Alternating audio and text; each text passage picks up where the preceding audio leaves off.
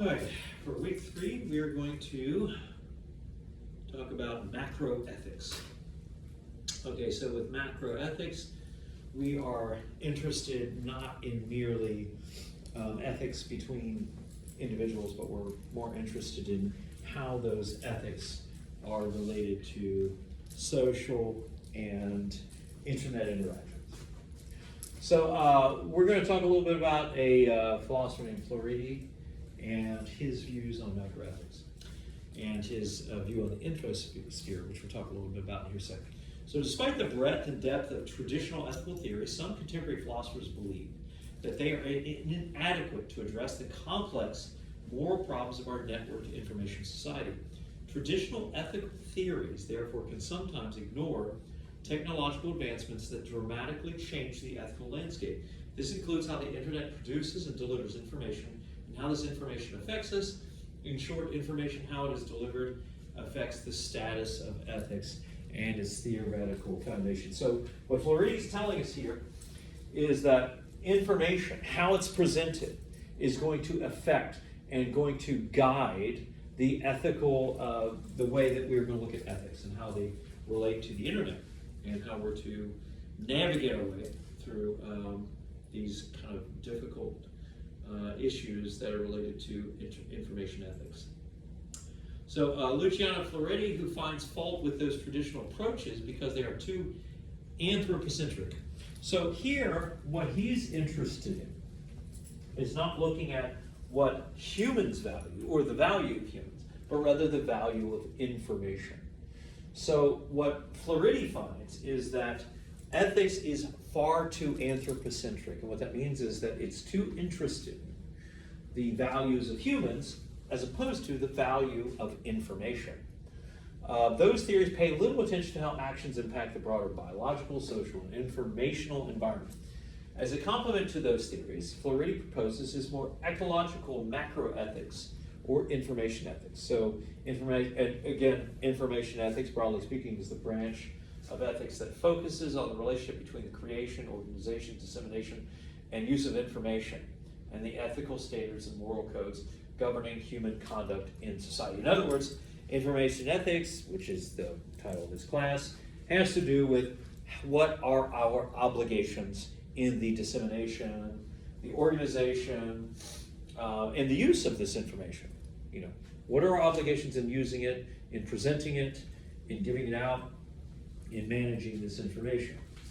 And for Floridi, it is preservation 100%, making sure that that information is always there. Floridi's ethical theory has 3 major characteristics. It is ontocentric, ecological, and patient-oriented.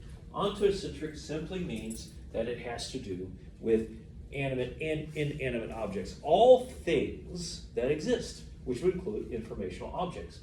So what he's suggesting here is that information itself, we have an obligation to. Now typically in ethics we see other individuals, other agencies, or agents, as only being capable of having obligations imposed upon them, or an obligation for someone. But what he's suggesting is we have obligations to information. And that would include these clusters of data, this common feature endows them with some moral value. He refers to this as the infosphere. So the infosphere is the entirety of all information, particularly we find on the internet. This concept that all share in either the expansion or decrease of information. And what he's suggesting is decreasing is evil and increasing is a good. And we should always preserve information. Being, therefore, is more fundamental than life. According to Floridi, all beings have the Spinozian right to persistent being and a constructionist right to flourish. Again, he's re-emphasizing this idea that information we have an obligation to preserve. So he's saying that being itself, all things that share in being, which would include information, right, should be preserved. We should not try to destroy it or try to delete it or redact it or get rid of it in any way. In other words, not take anything out of or just decrease this infosphere, which is all things contributing in information as such in participation and in information itself.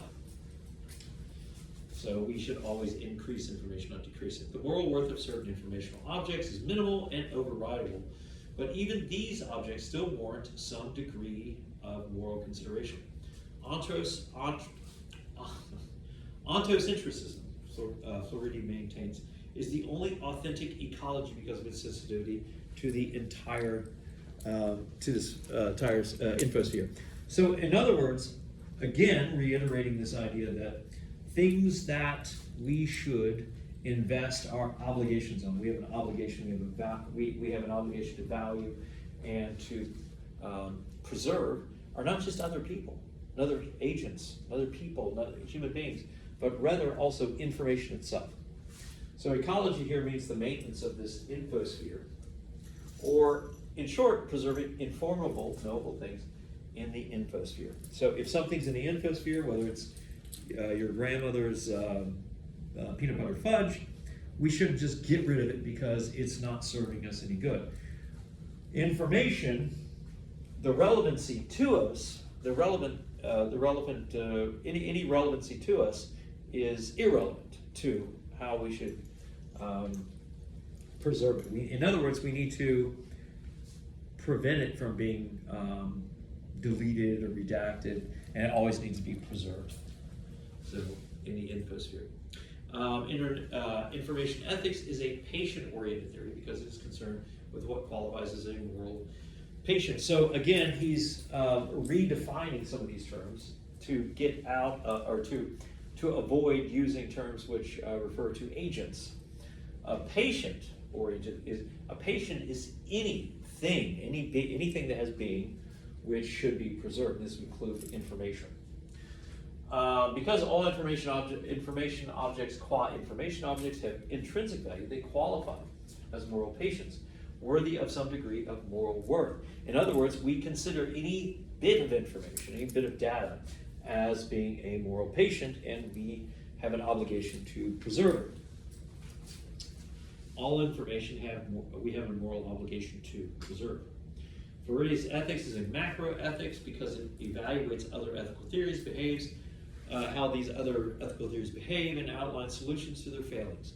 So it's macroethical because it's looking at other ethical theories like deontology, utilitarianism, value ethics, and evaluating them based on this general theme of preserving the infosphere and it being more ontocentric rather than anthrocentric. So he evaluates these theories based on their ability to address ontocentric ethical issues rather than just anthropocentric ethical issues. Let's see. So you can just ask yourself this: should we have an ethical obligation to information, or should we only regard moral agents and others as those we have moral obligations and nothing more? So just kind of think about it. Just kind of think and just. If you want to email me an answer, it doesn't matter. You don't have to, but just kind of think about it. Should we have an ethical obligation to information, or should we only regard moral agents, other people, as being moral patients that we have obligations to? Should we preserve information, and should we regard information as an end in and of itself, or should we only regard other people as ends in and of themselves in a Kantian sense? Now, normativity is the phenomenon in human society. So when we're talking about normativity, we're talking about the ethical, the basis of ethics. So normativity is the phenomenon in human societies of designating some actions or outcomes as good, desirable, or permissible, and others as bad, undesirable, or impermissible. So Floridi's ethics is like any ethics. It is founded upon normativity. A norm in this sense means a standard of evaluating or making judgments about behavior outcomes. So normativity, as opposed to objectivity or just a fact, is different.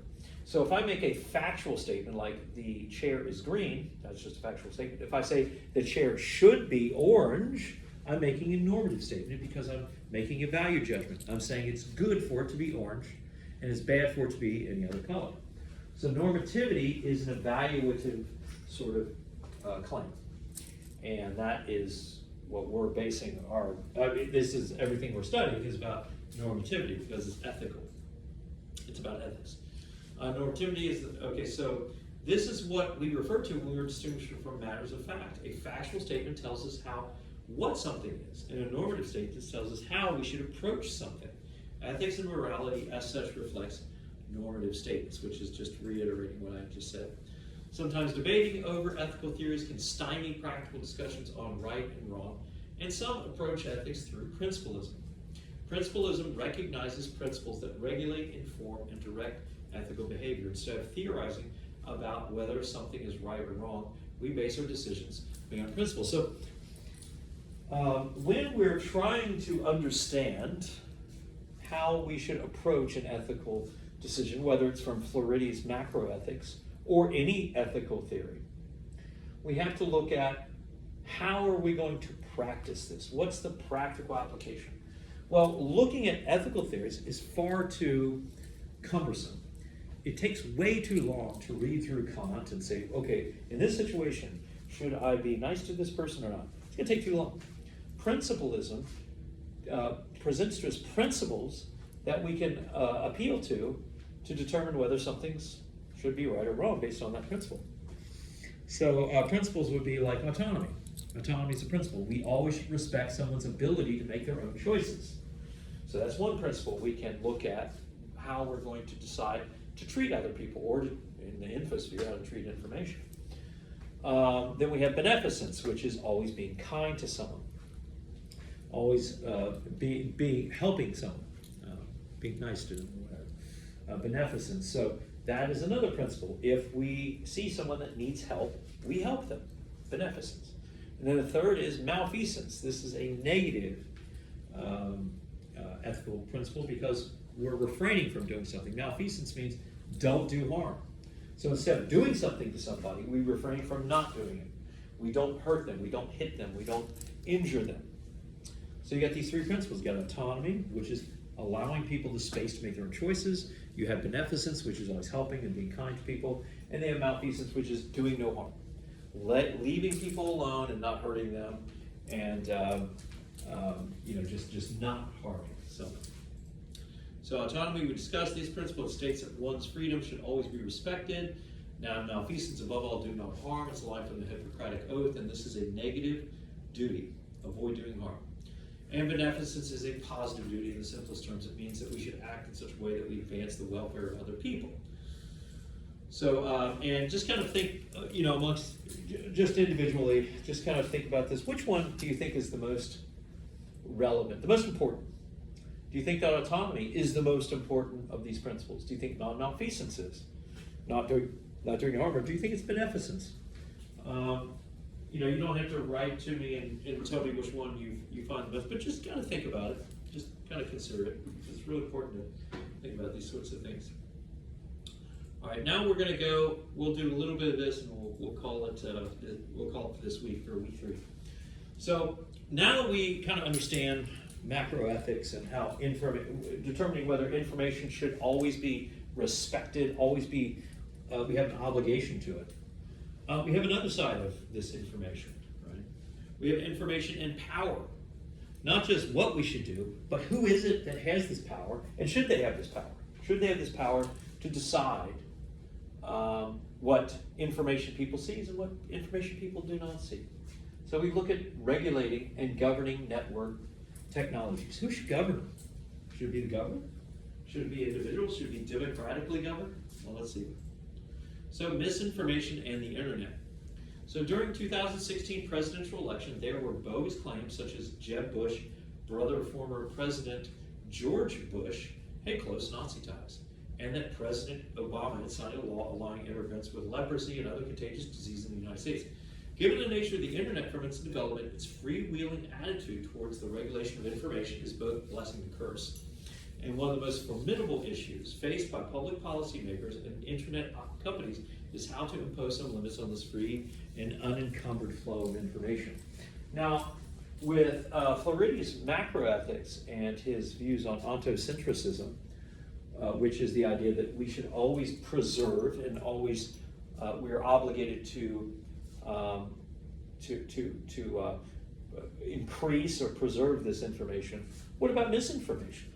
What's our obligation there if it's not true? Should we keep it there just to demonstrate that this misinformation should not be presented? What's our obligation there? And who should who should be monitoring this? Who should be regulating this? How should we regulate these internet sites? And do we hope that the market, the taste of the information, consumers will work things out? Should we allow the market to choose? Should we allow the government to choose? All right. How should we regulate them? Should we regulate them through how internet spaces are designed? Should we look at the design? How should we regulate this misinformation?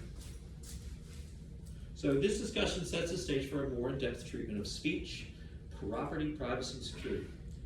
We talk a little bit about the early history of the internet, the origin of the internet's basic architecture. Can be traced back to the search for a survivable communication system. During the late 1950s, the U.S. Department of Defense, DoD, was concerned about the need for a failure-resistant communications method.